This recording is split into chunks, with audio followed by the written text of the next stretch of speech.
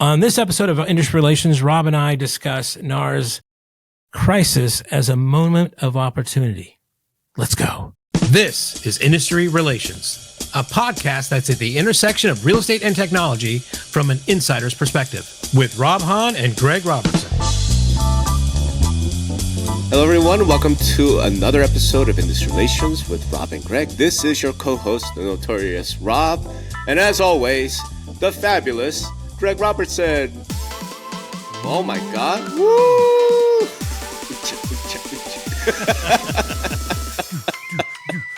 Yeah, baby. I got some new toys on my Mac here, so I don't know if I could ever do that again, but I bet you could. I don't know. It's got to be a button or something. Get your mic closer to your all right, it's a little hard. You're always complaining about me. I am. You need to get better, like, pickup or something. You just want to shut me down, Rob. You want to shut me down. No, I want you loud like that, you know? So, you're getting, for those watching on YouTube, you're getting the black glasses, the hat, and at least I'm unshaven, but, you know, Greg's obviously a much more diligent person than I. I just got a haircut, so I'm not really comfortable yet, so I'm wearing it. So, I think it's fair to say that we had some responses to our last podcast.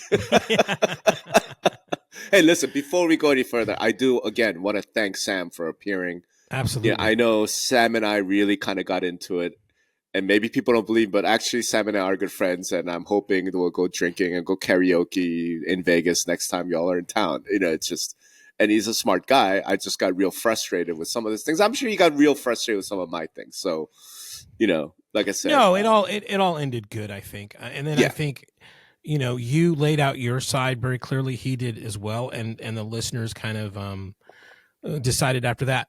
I can tell we had a good podcast, and that's when, you know, I get some responses like that say, "Oh my God, this is, you know, the worst thing ever," and then right after that I get a text that says, "This is the best thing ever." So that's exactly where I want to be, right? So exactly.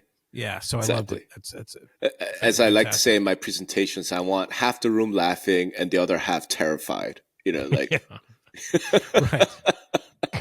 So I don't know. I mean, there are a lot of people saying when's part 2 because people want a rematch, but we'll have to see about that. I mean, Sam is a busy guy. And he did, you know, later on provides some screenshots of some of the message he was talking about, and you know, I'm not going to say too much here because he's not here there, but he's not here to defend. Yeah, because I took him to town on that one. You know? So it looked like a lot of responses, and that he's been in a lot of forums that aren't really, you know, open to the general membership. I still think our main premise of the communications not being, well, you know, let's say not great and not really what up to par here. Yeah. And again, I've like I said, I've already taken him to town in writing on this, and if there's a part 2, let's give him the opportunity to respond to that, right? But I did think it's worth talking about, especially because you wrote something on Vendor Alley that I thought was really interesting. And it's an aspect that I felt like we didn't really get to delve into in our conversation with Sam, right? Which is a lot. So like first half of that conversation, first 2/3 of it really was about NAR and its communication with like realtor leadership. And you kind of brought up the point, and you brought up 1000 Watt. Brian Boyero wrote something about this. What about the consumer, right? Because right now, one of the biggest problems that we'll say the rank and file agent on the street is confronting is now there's been this massive PR, essentially, like the media companies and journalists have started, like as soon as the verdict hit, it's a sensational story, right? $1.8 billion. Realtors are a cartel. Like, so there's news stories everywhere, right? Yeah. And we talked about it a little bit, but I thought it's worth us kind of really homing in on that angle. And you know, major props to Brian Barrero for this. Yep. He basically wrote a post on LinkedIn, and we'll link it to in the show notes, that talked about how, you know, he doesn't think the verdict is correct, but whatever the messaging that NAR is putting out, the industry is putting out, let's just say that, is not resonating. It just isn't. What's resonating is, and I think we'll get into this later, is some of the words and messaging and the imagery that the plaintiffs are using, right? Like, and words he specifically used, that word cartel. That seems, that sounds nefarious, right? And the messaging we're putting out there, the industry is putting out there, what NAR is putting out there, doesn't have that kind of imagery or shock value in a sense. So I took that, and then based upon an off email thread that you and Sam and I had like, of we're it's like some criticism of Brian's stuff was like, okay, you say this, but okay, what would you say, right? And that's where I kind of took the baton and said, well, okay, this is a great writing exercise. Let me, and you had talked about how one of the couple podcasts ago, like that the way that I described the value proposition of NAR was like, I'd never heard it before. Why didn't you write that? So I had a little bit of inspiration from you and Brian, and we've talked about, like, the headline of my thing there was, why does the Biden administration want to attack 59-year-old solo entrepreneurs, right? So that, I didn't mean to be ageist or sexist, but just, I think, that's an imagery. Yeah. That's a wordplay that, like, what the hell are they talking about here? Right. And that's just to start that conversation. Right. And then I went on from there. Yeah. Didn't it hurt you to have to criticize Biden? I mean, I know how strongly you are on the left Democrat side of things. It's going to be funny. Fucking weird when Greg Robertson's like campaigning for Trump because Trump says, I'm going to take down the DOJ. I mean, that's going to be like, oh my God, the realtor party is real. I will have to say that I did think about that, but it's, whatever, if it was the Bush administration, whatever it was Trump, I'd had to use that word, but I knew it was red meat for that MAGA crowd out there. Like, yes, Greg, go, right? go. I'm like, it must have hurt your soul. Yeah, well, it's just a, who's the president right now? So, I mean, but look, it's a very good point though, right? I mean, and I thought, so here's my thing about that, right? Mm-hmm. More and more, I sort of thought about it. It's not even what is said. Okay. It's how it's said. And, right, the example that, like, Sam, again, we're not trying to dwell on Sam, but like Tracy's op-ed, right, to the Wall Street Journal. When the Wall Street Journal comes out and, does this big thing, her op-ed back, I'm like, there's no way she wrote that. Do you know what I mean? There's absolutely no way she wrote that. This was some corporate flack, PR flack, either with one of their agencies or in their staff, which is SOP, which is SOP for that for a corporation that size. No, it's not. That's what I'm saying. That's the problem, right? Because it didn't sound like any human being wrote it. So of course it's not going to resonate with any actual human being reading it. Do you know what I mean? And it's something that I think, as a general rule, the smarter companies are starting to wake up to it, right? If you sound like a PR flag, people just fucking tune you out, right? So what would have been better, in a way, is if Tracy, like, she's a broker, she's a realtor, right? She is that 59-year-old woman, single entrepreneur, right? If she had written it from the heart, right? Like, look, I'm the president, yes, but, right? I think it would have been a lot more effective because she's a very likable person. You know what I'm saying? Like, again, like, I've known her for years. She's a very likable person. She's very charming. And I think if NAR, if the staff, if the powers that be would just kind of let her be her, like trust your goddamn leadership, trust your membership. Okay. If you let them go out there and tell the human story, it would have been a hell of a lot more effective than whatever fucking corporate speak they came up with, and and this bullshit, right? So that's another criticism. Okay, right? so but let's unpack that a little bit. I mean, this is great. This is great that you bring this up, because I was wondering if we could kind of fit this in there. But something remarkable happened a couple days ago, and that was that Andrew Sorkin Sorkin gave an interview to Elon Musk at the Deal Summit, or Deal, I forget what they call it, for New York Times does a kind of a summit there, and Elon Musk was on stage. And this guy is the exact opposite of I don't think the guy has a flack at all. I don't think he's NPR. And there is some people, and I know this is probably pretty polarizing, but when you say fuck you to Bob Iger or any of, to the lifeblood of keeping your business going. Mm-hmm. I know there's a lot of people cheering that, but I know there's a lot of people's like, man, somebody, get this guy to media training or something, because it can only, it can be effective. And this is coming from like you and I think you and I are probably known for authenticity and being, dropping F-bombs and well, not even dropping the F-bombs, but just speaking the truth. But there's, there's a line there. I think there, some people need to be, and if you've been an active, agent and broker, you're not really equipped with every tool you need to kind of talk to the media. So I don't know if, yes, come from the heart, but you need some sort of supervision there. And I don't think it's like telling the lifeblood of your business to go fuck themselves is really a way to go.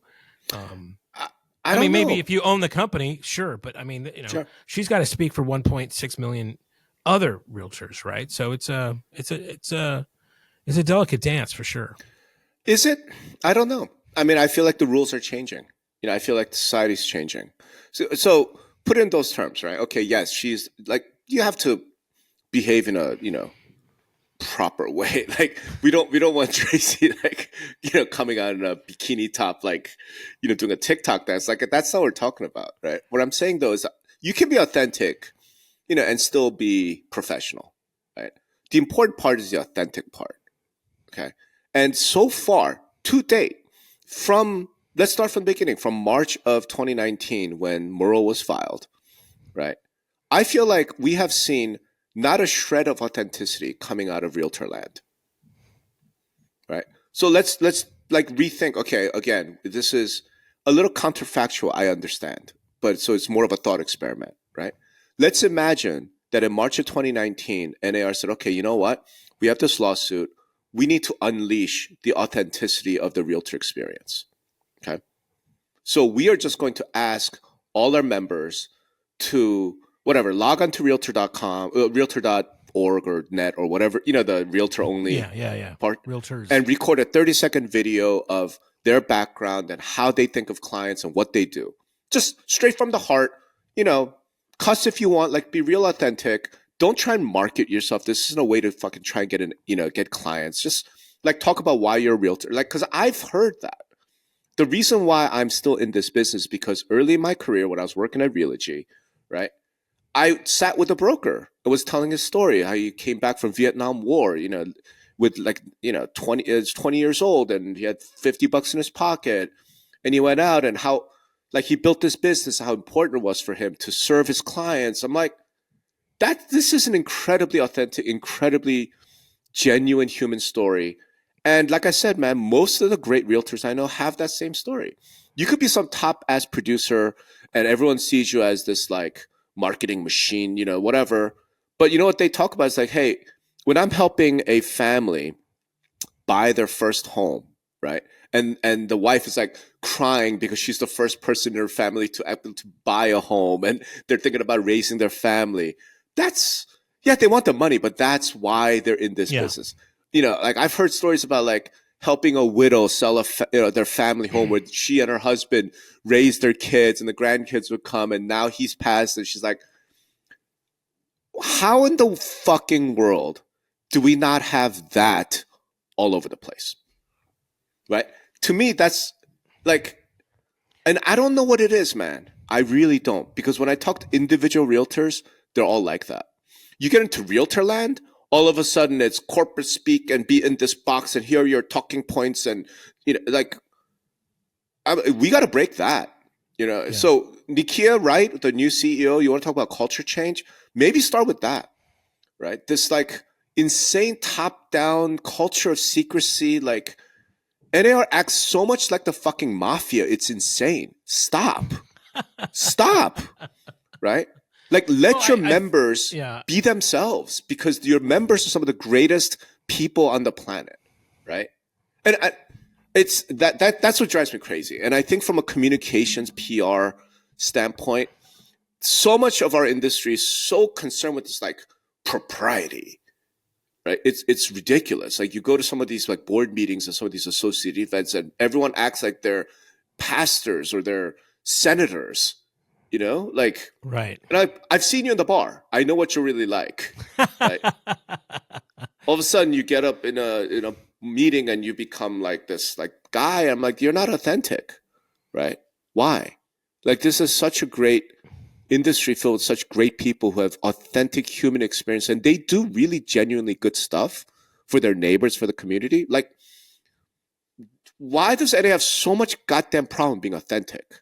I think that's I don't my think issue. it's just I don't think it's even an NAR issue. I think it's culturally and everywhere you see that kind of stuff. And the way that I was kind of framing it in this kind of writing exercise is, and you want this imagery of exactly what you're talking about. Like to me, it's like they want to attack the MLS. I want to say the MLS is one of this country's greatest inventions, right? Mm-hmm. The MLS brings together buyers and sellers, right? It helps 1.5 million people make a living. It is the operating system of the American dream. Mm-hmm. Right? We at the National Association of Realtors, we as realtors will not let the federal government destroy the American dream. Right? And those are the kind of, you want to have imagery, you want to talk about, passion. Sure. Those are the things I think we got, to put in place in people's mind.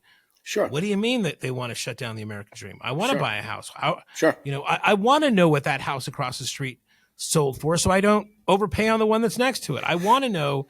I want to go to to a place where I can find out what all listings are for sale. I don't want to go to 19 different places. Those are the things that are, along with this kind of like speaking from the heart, that are at odds here, which are at risk here.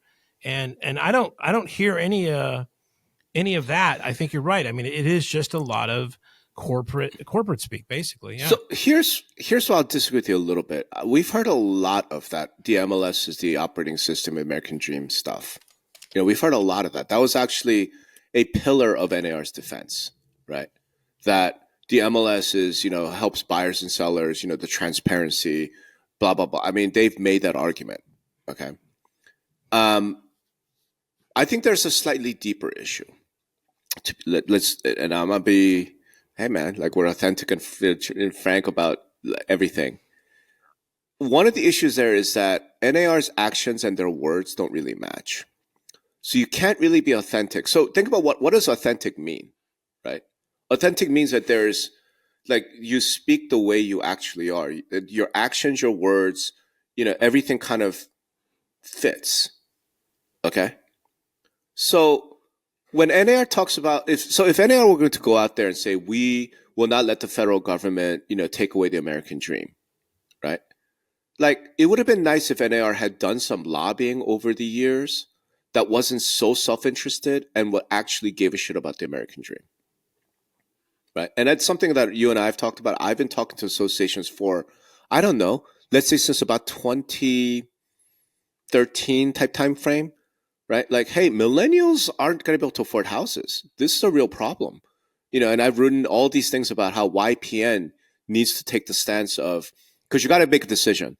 Like, are you for the home seller or for the home buyer? You kind of have to make a decision, right? So right now, NAR historically has been for the home seller, right? Because that's home values, et cetera. Well, we're confronting this affordability crisis. And I urge IPN and NAR to really take a voluntary, explicit pivot. We need to care about the home buyer because the American dream is dying. Not because of anything realtors have done necessarily, right? But because of the economy and the money printing and the Fed. And they've not done any of that, right? If anything, they've gone the other way. So it's a little disjunctive for NAR to be like, we will not let the federal government destroy the American dream. Like, but you guys are the ones who are out there trying to keep the money printing going so home prices keep going up 4% a year. Right. So it's a little, you got to have your actions match your words to some extent. So if we're going to do that, so when I talked about authenticity, I don't mean like the messaging shit where your words don't match your actions. I meant authenticity in terms of what you wrote, right? Like the 59-year-old single woman, like that whole thing, helping clients. Because here's the facts, right? Let's actually be real about the facts. Out of the 1.5 million realtors, right? Okay, actually, let's say out of the 600,000 realtors who actually do any sort of production, because the other 900,000 really should be Uber drivers. Okay. The 600,000 who actually help people, they had no idea. Like, they weren't involved in some price fixing conspiracy. You know what I'm saying?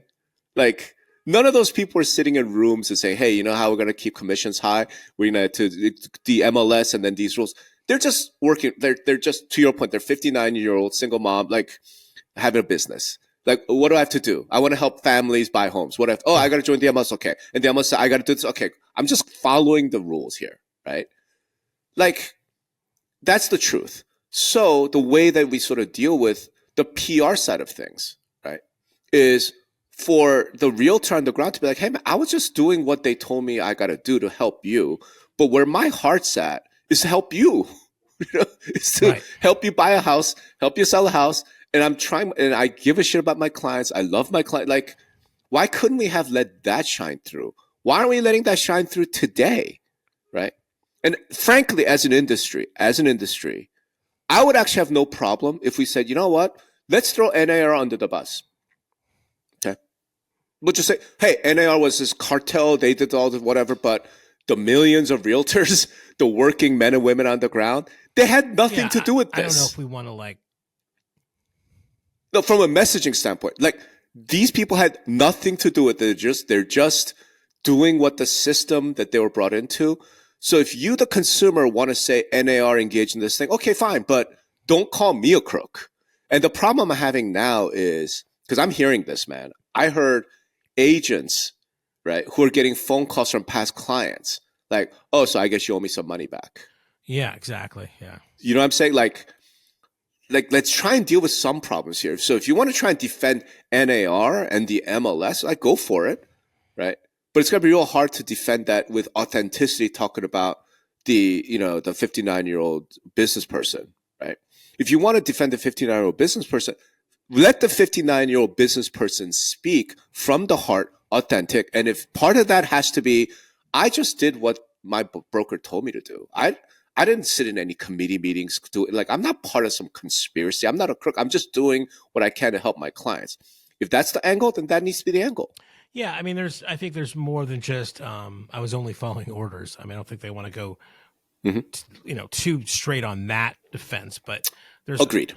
But you've got exactly the right vibe here of like the separation, right? Of that, but again, I'll push back on.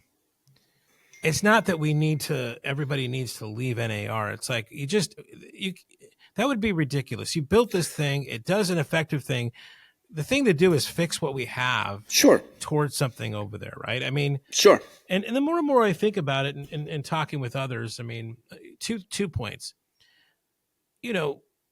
This is a very important organization. And, I'd like to see some national names step up to be leading this thing. Not maybe it's not such a good thing that they should be promoted from within. Maybe it's like you find the best and the brightest and bring that person in to do it that has connections and has a story to tell. The other thing, though, also going back to like leaving NAR, and this has been all over the Twitter and other places of like, this kind of like I'm getting out kind of thing. I don't know. I was talking to a friend of mine. I think Ohan, right? And yeah, I know Ohan. He was kind of telling me, he's got a lot of doctor friends and dentists that are friends, and other people that are surgeons and whatnot. They're all professionals, legal, lawyers and such. And none of those organizations forced him to join. Right? It's not like the argument is like, oh, they're being coerced or something, right? And yet they still join because that gives them community, that gives them identity. They spent so much time, energy, and effort trying to be this person that they want to give back. They want to be a part of something. And I thought that was brilliantly said because I haven't really thought about that before. And then going to the whole thing of like, well, if they're not coerced to do it, then they won't do it. Well, I don't know about that argument because a lot of other people, they want to be associated with something, and I think that's something they want to be associated with. And then the other Sure. thing is going back to, arguments we make, there's a lot of states right now that don't require MLS access, for or association membership to get MLS access. California's got one of the largest bases of realtors in the country, right? So I would I'm pumping my brakes a little bit on, I did a podcast with Michael Sack. I think, Michael's like, once they take that away, 2/3 are going to leave. And I know Michael likes to make these kind of grandiose statements a lot of times, but I've seen those echoed a lot of places. I think it's far more than 2/3. I don't think we abandon. I don't think the answer is to abandon, to throw them under the bus, to do whatever. I think there's an opportunity here, and sometimes you need a change agent to make things happen.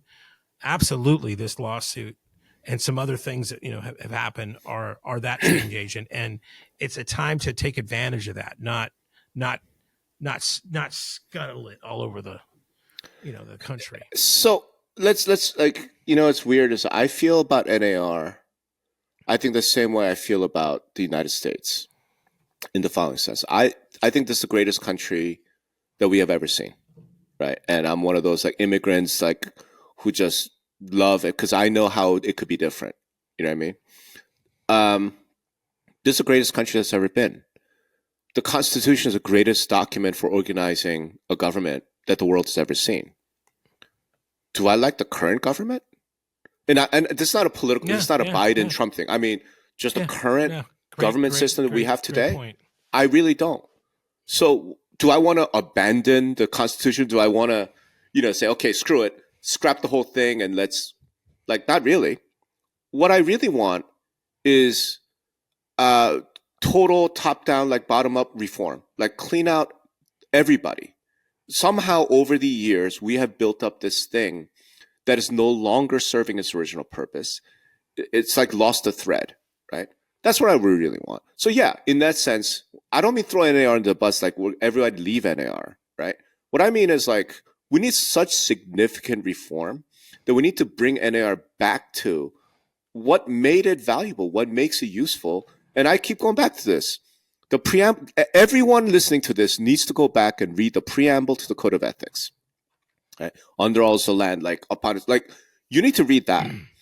And if that doesn't get you going, man, get out of the business. Honestly, get out of real estate because you shouldn't be in housing if you don't really believe in that. But once you kind of have that, you have to then say the current NAR, right? The staff, the leadership, the structure, all of it. How much of that is under all the land, right? So what I think I'm looking for, much like I'm hoping we see in the country as a whole, is that sort of revival. And look, if that's a Blood of Patriots moment, that's a Blood of Patriots moment, right? Meaning, if people have to just abandon current NAR in droves, come up with some new name, come up whatever, and then the NAR itself says, okay, we're all going to go bankrupt anyway, so let's just clean house. Maybe this Nikia Wright, the new CEO, said we're going to clean house, complete redo, right? Fire everybody and just start over, right? And then go back to all the suspected people, say you can come back now, right? And let's really stick to our knittings. Then here's what I believe. I think NAR will still be one of the most powerful trade organizations. I think we end up with maybe 150,000 members. Because in my book, just over 12 years of consulting for association MLSs, roughly 15% of the membership actually give a shit, right? And I judge that by are you opening emails from your realtor association? Right? The open rate's about 15%, right? That's probably pretty high. But it's back to Ohan's point. No, people are going to join, right? People will come back with so I'm going to join the realtor association for the community. I want to give back. I want the networking. But I want to network and commune with people who kind of give a shit about the country and private property rights and American dream of home ownership, right?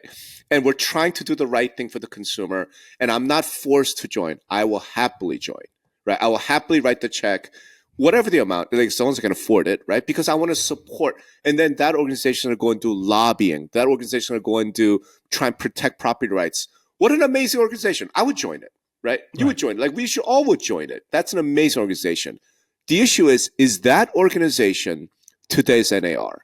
And the answer is plainly no. It's plainly no.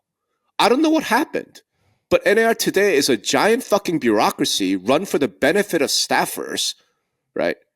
And where dissent is not tolerated. Like, what the fuck is this? Like, is NAR helping that 59-year-old single woman out there? And they'll claim this as well. If it wasn't for us, then, during the pandemic shutdown, real estate would not have been like, come on, dude. Well, look, and again, we talked about this before. There's things we don't know. I think there's such a black box aspect of it that there's policies on the floor, everything. I think those guys in the lobbying things are probably doing a lot more work than we know about. And maybe there's a thing there of like, how do you communicate that and makes it sexy enough to read? I'm not, maybe. I'm not, I don't know. I mean, the policy stuff I've always heard, and again, you got to take them, it's behind the black curtain or in the black box that I just don't feel like I have enough information, or I think I know enough to know, yeah, we don't want to fuck with that. Right. There's a lot of things you're saying as far as membership leaning and that kind of stuff that, yes, we want to, but I don't know if I really want to screw with that part of it. That part of it, you mean the lobbying part? Yes. Yeah. No, I don't agree. The whole industry agrees that NAR would be amazing if it was just a lobbying organization. I think NAR could be a little bit more than just a lobbying organization, but that's what everyone thinks. What I'm saying is this: like, step one of that, and this is a kick I've been on since like 2012, 2011, right? For most of my career, step one of it is you got to get rid of the members in name only. I mean, it was the 1,000-watt guys did that research, right? Yeah. 70% of respondents were like, yeah, if I didn't have to join the Realtor Association in order to get MLS access, or my brokers forcing me to, they would all leave. Right. And that's not a member. Yeah, that's not a member. They're saying that, but when we look at the data, they're not doing that. Right. They're not because they're forced to. Yeah, so they're forced to. When the coercion goes away, I see what you're saying. Yeah. Right. So but my point is, as a just a definitional matter, that's not a member, right? That's not a member. Like, think of any membership organization, churches, like, okay, it's got to be voluntary. Yeah, it has to be voluntary, but I mean, there's a few, and I'll just speak personally, and this is a little bit off topic or not. Maybe it's tangentially related, but there's a lot of car clubs here in Southern California, right? And I like the vintage VWs and stuff. And looking around who to kind of hang with, right? And to me, it's all about that. It's like, I want to find like-minded people like me that care about this subject, right? But some of them are kind of like, you have to check in here, you have to be at this many that and that many whatever. And I'm like, yo, man, I mean, I'm just I like to hang with other people. I like to find out information because something broken on mine, and go on some cruises and have some sense of community. I'm not down with like, if you want to be a real member, you have to do this way. And so I found a club that I like and has same kind of people that I am. We're kind of chill. Sure. And we get together and have some meetups and exchange information and a few beers or whatever and have a good time. Right. So I don't necessarily, I mean, it's, when somebody kind of dictates to me what it means to be a member of something, I don't resonate with everything that there's a lot of things that even the club I'm with does that I don't do, but it's not like I get flack for it. Sure. But I'm just pointing out that's a dramatic difference between that and, in order to buy gas in California, you have to belong to the VW club. Right. Yeah. Right? Yeah. If it was that, you're not a member in any sense of that term. Right? Yeah. Like, we could talk about being good members or bad members. Like, that's not a member. That's a hostage. That's a CODB thing. That's, Right. My point is, so the reason why I've been advocating for the divorce of the association MLS for most of my career, because I genuinely think it's good for the association. I really do, right? I really do. I think most realtor associations in the country, if they went to 15% of the current membership, right, and it was entirely voluntary, I think those associations end up being way better. Way better. I think you can, look, let's put it this way. The fucking corruption of San Diego Association doesn't happen. It can't happen if the membership is 15% and they're the dedicated, devoted realtors, right, who joined that other association because they want all the voluntary benefits. The minute the Mercurial starts like doing shenanigans, they'll be like, time to fuck out. We're not standing for this, right? Right. Like the corruption exists because they have the 15,000, like every single person in San Diego has to join because you have to have MLS access. It's that shit. We need to get rid of it, right? So I think actually NAR ends up being far more powerful, far better if it was the membership only 100,000 people. I really believe that. At 100,000 realtors, that's still a very large association. That's still a very large group, right? Well, they'd have to raise their dues significantly to keep that. Sure. But you know what? One of the things that it does is now that realtor brand starts to get meaningful, right? Because only 10% of people with licenses have the realtor brand, right? Like we need that level of reform. Now, who's standing in the way of that? So the question is this. If you went out to the rank and file membership, if you went out to the rank and file people in the street and you asked them, here's what we want to do, every single one of those people would support it. They'd be like, yeah, I don't want to have to join realtors. I just want the MLS and, right, let me do my job. I don't need to get involved in politics. I'm not interested in politics. You guys want to do lobbying, good for you. Go have at it. I'm not interested, right? Every single person would support that.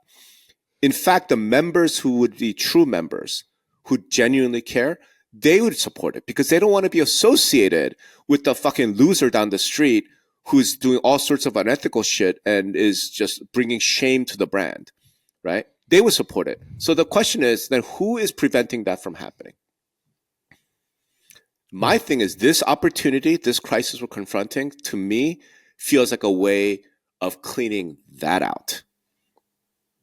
Well, I think it's, if that and these lawsuits go to their natural conclusion, I think it's going to be a matter of it's going to take a while, but I think that's going to be the natural end of this. Of course it right? is. Because there's not going to be enough money out there for people to kind of do this.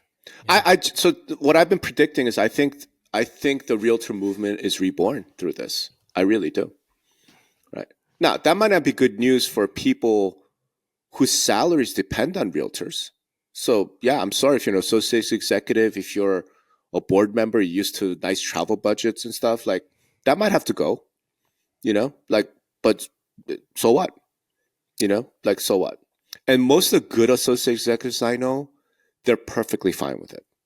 Because they're like, either I'm adding value and I'm actually doing something for the membership and the real membership, the ones who give a shit, or I'm not.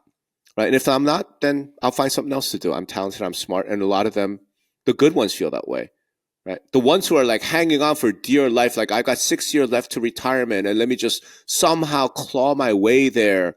And if I got to lie, cheat and steal, and like, I'm sorry, like we don't exist to provide you with a job. Do you know what I mean? Like it's right. Like, that's just not part of, like, that's not how things work. Right. So fine, I might feel bad for you individually, but as an association, as an organization, industry, the real estate industry does not exist to provide some association executive with a pension. That's not the point. And I think what we'll see is NAR is going to run out of money very soon. Right? I really think we're going to see membership numbers at NAR, at the Realtor Association, plummet, absolutely plummet. Right? I think locals are going to start leaving realtors like in droves next year. I think 24 is going to be a real interesting year. Okay, so and then it gets and then it gets reborn. It gets reborn. So what percentage do you think that NAR membership goes down next year? Next year, I don't know, because keep in mind a lot of people have already renewed for next year. So think 25. Okay, 25. What do you think it goes down to 25? I think it's 15% of today's. But I mean, a lot of people were predicting 10% before all this happened. I mean, so 15% isn't a fucking massive reduction. 15%. Yeah. Yeah. No, down to 15. 85% reduction. Oh, 85% reduction. Yeah. Okay. Yeah. Jesus. So yeah, you're crazy. That's I think it does because that's the real membership. That's the real membership. Yeah.